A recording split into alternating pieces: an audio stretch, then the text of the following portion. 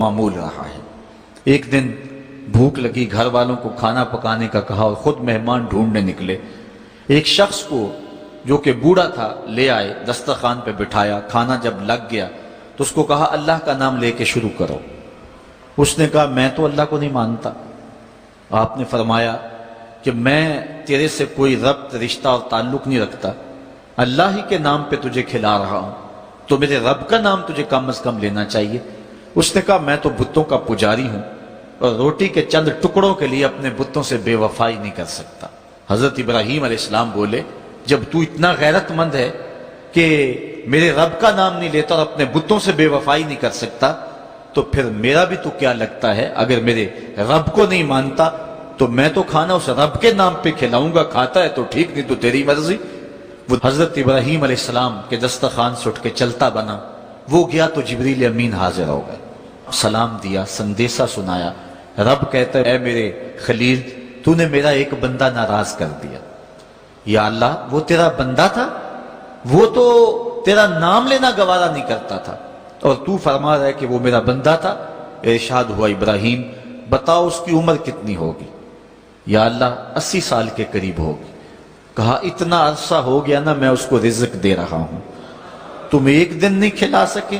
اب حضرت ابراہیم اس کو ڈھونڈ رہے ہیں، وہ دور پہاڑ پہ جا چکا ہے، اس کے قریب پہنچے، کہا میاں کھانا ٹھنڈا ہو رہا ہے جلدی آؤ۔ اس نے کہا ایک شرط ہے، تمہارے رب کا نام نہیں لوں گا۔ کہا نہ لینا آؤ۔ تو کہنے لگا لہجے میں اتنا گداز، اتنی نرمی کیسے آ گئی؟ تم تو کہتے تھے رب کے نام کے علاوہ کھلاؤں گا نہیں۔ کہا کہ اسی رب کا ہی تو پیغام آیا ہے کہ میں بھی اس کو دے رہا ہوں۔ اس نے کہا اگر تیرا رب اتنا اچھا ہے تو کھانا بعد میں کھائیں گے، پہلے اس کا غلام بنا لے مجھ کو۔ تو وہ رب ہے سب کا، ہمارا حق ہے کہ ہم اس کی پوجا کریں۔ تو اللہ تعالیٰ جل شانہ نے ارشاد فرمایا یا ایھا الناس اعبدوا ربکم، اپنے رب کی عبادت کرو۔ ایک تو وہ تمہارا رب ہے اور پھر الذی خلقکم، اس نے تمہیں پیدا بھی کیا۔ توجہ چاہوں گا کتنی شان ہے کہ اس نے تخلیق بھی کیا اور پھر اس نے تمہاری تربیت بھی کی۔ جو تخلیق بھی کرے اور تمہاری تربیت بھی کرے، کیا اس کا حق نہیں ہے کہ اس کے حضور سجدہ ریزیاں کی جائیں؟ ساری زندگی انسان ماں کی خدمت کرتا رہے تو بتاؤ ماں کی خدمتوں کا بدلہ دے سکتا ہے؟ ماں کے پیار کا صلہ دے سکتا ہے؟ تو انسان جتنی مرضی خدمت کر کے ماں باپ کو راضی کرنے کی کوشش کرے وہ تو راضی ہوتے ہیں، بلکہ نالائق اولاد کے لیے ماں باپ کی دعائیں اور زیادہ ہوتی ہیں۔ تو انسان ان کی خدمت کا حق نہیں دے سکتا۔ ماں باپ کے اتنے حق کیوں ہیں؟ اس لیے کہ ماں نے بیٹے کو جنم دیا، جس نے جنم دیا ہے اس کے اتنے حق ہیں، تو جس رب نے خلق کیا ہے اس کے کتنے حق ہوں گے؟ جس نے تخلیق کیا ہے، دست قدرت سے بنایا ہے، تو پھر اس کے کتنے حق ہوں گے؟ تو مجھے بتائیے اس شخص سے بڑا بدبخت کوئی ہو سکتا ہے جو اللہ کے حضور سجدہ ریزی نہیں کرتا؟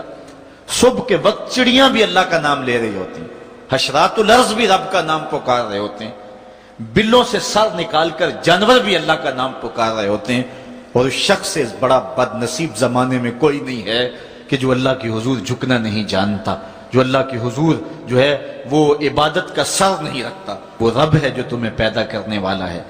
ماں کے رحم کے اندر کون نقش و ونگار دینے والا ہے؟ کس نے گوشت کے لوتھڑے کو بولنا سکھایا ہے؟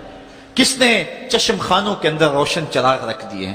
اور کس نے سر کے اندر ایک نشیط اور روشن دماغ رکھ دیا ہے؟ کس نے ہاتھوں کو پکڑنے کی قوت دی اور کانوں کو شنوائی کی طاقت دی؟ اور کس نے جو ہے وہ سونگھنے کی قوت اور قوت شامہ ناک کے نتنوں کے اندر رکھ دی؟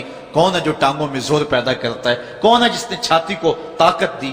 کون ہے جس نے انسانیت کو احسن تقویم بنایا؟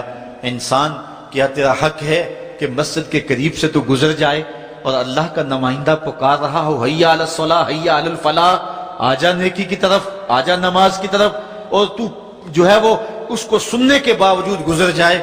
ایسا ہو سکتا ہے کہ تو اس کے حضور آئے نہ، حاضر ہی نہ ہو؟ یہ بد نصیبی نہیں تو اور کیا ہے؟ اللہ تعالیٰ جل شانہ ہمیں اپنی عبادت کی توفیق نصیب فرمائے۔